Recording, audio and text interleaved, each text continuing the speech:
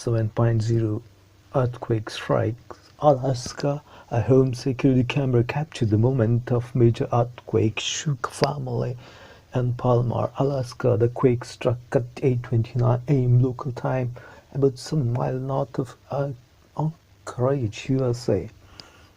A Friday morning earthquake near Anchorage, Alaska caused widespread damage and briefly prompted tsunami warnings for coastal area of southern Alaska. The state's government quickly issued a disaster declaration of Anchorage major airport and more than 100 schools closed.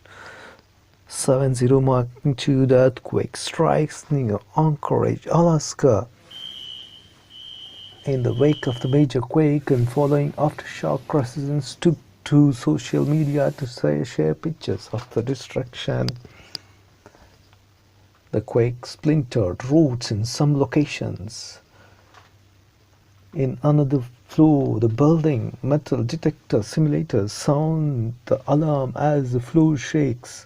On the first floor for the second earthquake, the metal detectors all go off at the same time when the earth is moving, God explains.